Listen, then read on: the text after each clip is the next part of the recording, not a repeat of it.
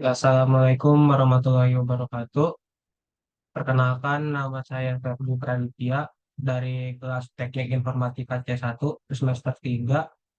Kali ini saya akan mempresentasikan eh, materi tentang cyber law atau cybercrime. Langsung saja.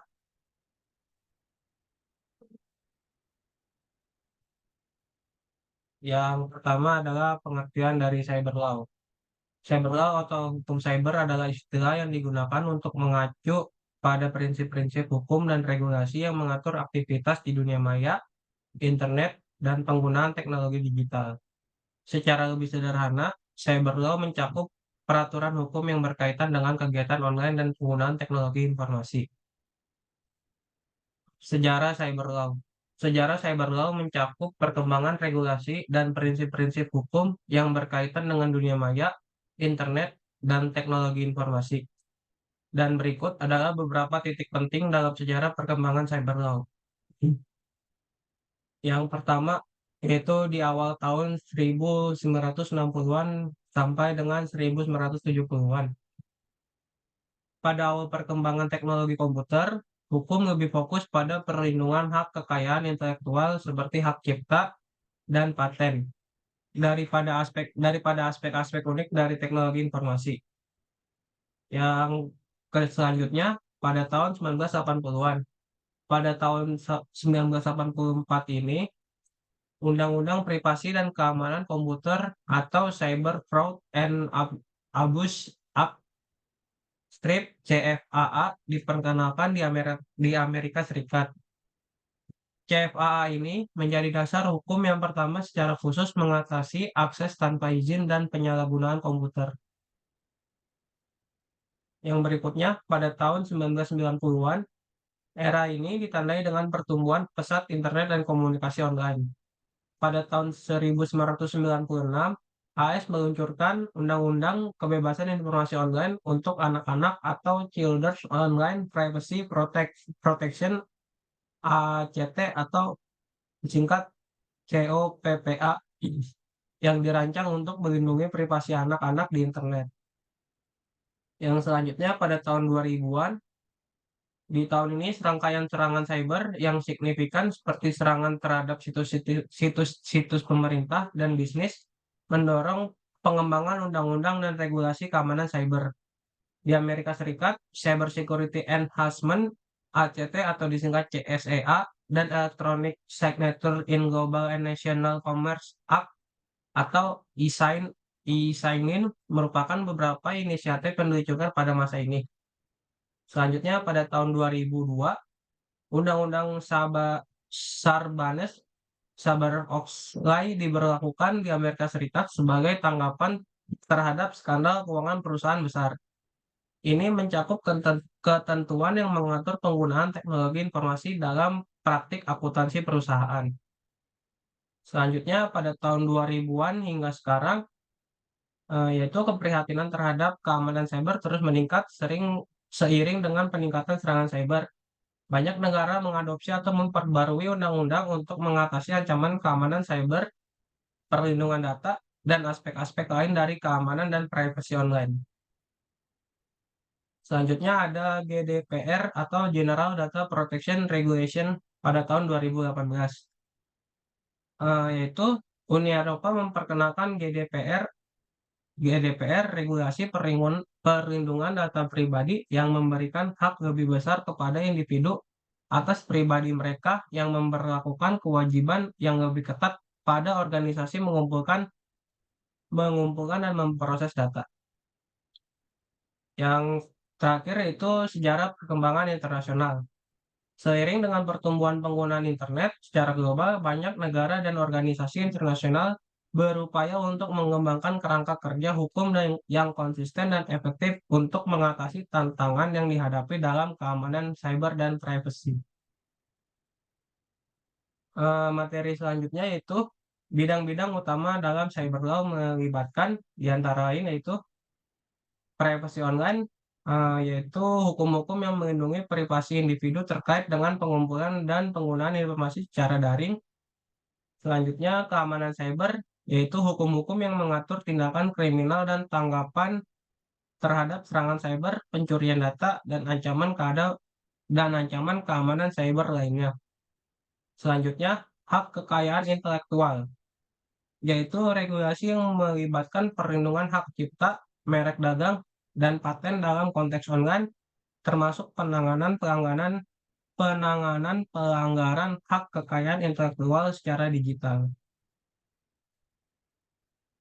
Selanjutnya, e-commerce, yaitu hukum-hukum yang mengatur transaksi bisnis online, termasuk perjanjian elektronik dan perlindungan konsumen dalam konteks perdagangan elektronik. Selanjutnya, kebebasan berekspresi dan sensor internet, yaitu regulasi yang menangani kebebasan berbicara dan sensor internet, serta batasan-batasan yang mungkin dikenakan pada konten online. Selanjutnya, privasi dan keamanan data. Hukum-hukum yang mengatur bagaimana data disimpan, diakses, dan digunakan, serta tanggapan terhadap pelanggaran keamanan data. Selanjutnya yaitu kewajiban pemilik situs web dan penyedia layanan, yaitu peraturan-peraturan yang menentukan tanggung jawab hukum pemilik situs web dan penyedia layanan internet atas kegiatan yang terjadi di platform mereka. Selanjutnya, kepatuhan internasional dan yurisdiksi cross-border, yaitu prinsip-prinsip hukum yang menentukan yurisdiksi dan aturan kepatuhan untuk kegiatan online yang melibatkan lebih dari satu yurisdiksi. Selanjutnya yaitu cyber law terus berkembang seiring dengan perkembangan teknologi informasi dan kehadiran hukum ini penting untuk menciptakan kerangka kerja hukum yang sesuai dengan tantangan dan peluang yang muncul dari lingkungan digital. Untuk materi selanjutnya yaitu jenis-jenis pelanggaran cyber law. Pelanggaran cyber law dapat mencakup berbagai kegiatan yang melanggar hukum atau aturan yang berkaitan dengan penggunaan teknologi informasi dan internet. Berikut beberapa jenis pelanggaran cyber law, yaitu termasuk yang pertama, hacking atau peretasan. Penetrasi atau akses digital ya, penetrasi atau ilegal ke sistem komputer, jaringan, atau perangkat seringkali dengan tujuan mencuri informasi atau merusak integritas sistem. Yang kedua ada phishing, yaitu upaya menipu individu untuk mengungkapkan informasi pribadi seperti kata sandi atau rincian keuangan dengan menyamar sebagai entitas terpercaya melalui email atau situs web palsu. Yang ketiga yaitu malware. Malware adalah penyebaran dan penggunaan perangkat lunak berbahaya seperti virus, worm, trojan, ransomware, dan spyware dengan niat merusak atau mencuri informasi. Yang keempat, serangan denial of service atau disingkat dengan DOS, yaitu memblokir akses ke suatu sistem atau situs web dengan cara membanjiri sumber daya dengan lalu lintas yang sangat besar, sehingga membuatnya tidak dapat diakses oleh pengguna yang sah. Yang kelima yaitu pencurian identitas atau yaitu penggunaan informasi pribadi seseorang tanpa izin untuk mendapatkan keuntungan finansial atau melakukan tindakan kriminal lainnya. Yang keenam adalah pelanggaran hak kekayaan intelektual, yaitu penyalahgunaan atau pencurian hak cipta, paten atau merek dagang, termasuk pembajakan perangkat lunak, film atau musik. Yang ketujuh yaitu kejahatan keuangan online, yaitu penipuan atau pencurian yang melibatkan transaksi keuangan atau penggunaan informasi keuangan secara ilegal di dunia maya. Yang ke-8 adalah pelecehan online, yaitu tindakan menghina, mengejek, atau melecehkan individu atau kelompok melalui media sosial, email, atau platform online lainnya.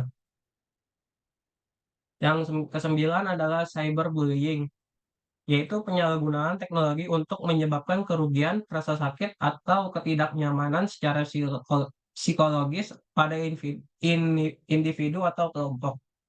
Yang ke-10 adalah pornografi anak dan konten digital, yaitu distribusi, produksi, atau konsumsi materi pornografi anak atau materi ilegal lainnya di internet. Yang ke-11 adalah pelanggaran privasi, yaitu penyalahgunaan atau pengungkapan tidak sah informasi pribadi individu tanpa izin mereka. Yang ke-12 adalah serangan cyber terorisme. Serangan cyber dengan niat merusak infrastruktur kritis atau menciptakan ketakutan dalam masyarakat. Tindakan ini tidak hanya melanggar hukum, tetapi juga menyebabkan dampak serius pada individu, bisnis, dan masyarakat secara keseluruhan. Oleh karena itu, penting untuk memiliki hukum yang relevan dan efektif dalam menanggapi dan menangani pelayanan cyber law. Selanjutnya adalah materi membahas tentang cara menangani pelanggaran cyber law. Menangani pelanggaran cyber law melibatkan serangkaian langkah-langkah yang mencakup deteksi, respon cepat, dan tindakan hukum yang sesuai. Berikut adalah langkah-langkah hukum yang dapat diambil untuk menangani pelanggaran cyber law. Yang pertama adalah deteksi pelanggaran. Poinnya adalah gunakan perangkat lunak keamanan yang canggih untuk mendeteksi aktivitas mencurigakan atau ancaman cyber. Poin selanjutnya adalah perhatikan indikator keamanan dan peringatan dini yang mungkin menunjukkan pelanggaran. Yang kedua, isolasi dan tanggap cepat, yaitu isolasikan sistem atau area yang terkena dampak untuk mencegah penyebaran, kerusakan, atau serangan lebih lanjut. Selanjutnya yaitu tanggapi secepat mungkin untuk menghentikan pelanggaran dan mengurangi dampak yang mungkin ditimbulkan. Yang ketiga yaitu identifikasi sumber daya metode serangan. Poin pertama yaitu identifikasi sumber serangan dan metode yang digunakan untuk dapat mengambil langkah-langkah pencegahan yang lebih efektif di masa depan. Selanjutnya, lakukan analisis forensik untuk memahami secara lebih dalam tentang bagaimana serangan tersebut terjadi. Yang keempat, pemberitahuan otoritas dan pihak terkait. Poin pertama yaitu memberitahukan otoritas hukum dan pihak berwenang tentang pelanggaran tersebut. Selanjutnya, sampaikan informasi kepada penyelidik atau lembaga penegak hukum yang dapat membantu menyelidiki dan menindaklanjuti pelanggaran.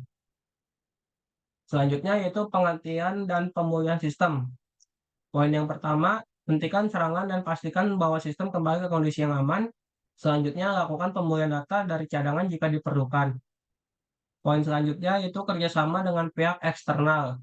Jika perlu, kerjasama dengan penyedia layanan keamanan cyber atau perusahaan keamanan khusus yang membantu dalam menanggapi dan menangani serangan.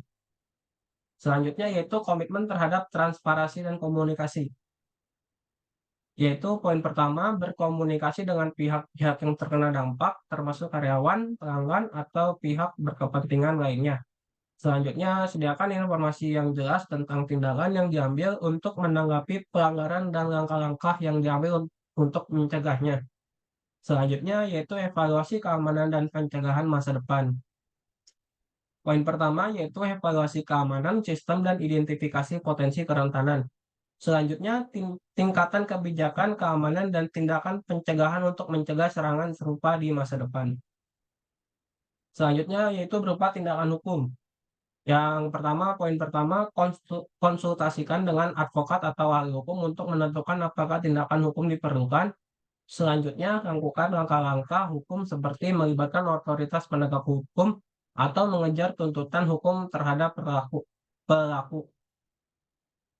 Untuk poin penegakan hukum ini penting untuk dicatat bahwa setiap kasus pelanggaran cyber law dapat memiliki keunikan tersendiri dan respon harus disesuaikan dengan situasi yang spesifik. Pengambilan langkah-langkah tersebut sebaiknya diarahkan oleh para ahli keamanan cyber dan profesional untuk hukum yang berpengalaman. Eh, Terima kasih. Cukup sekian dari saya. Kurang lebihnya mohon maaf. Wabillahi taufiq wal hidayah. Assalamualaikum warahmatullahi wabarakatuh.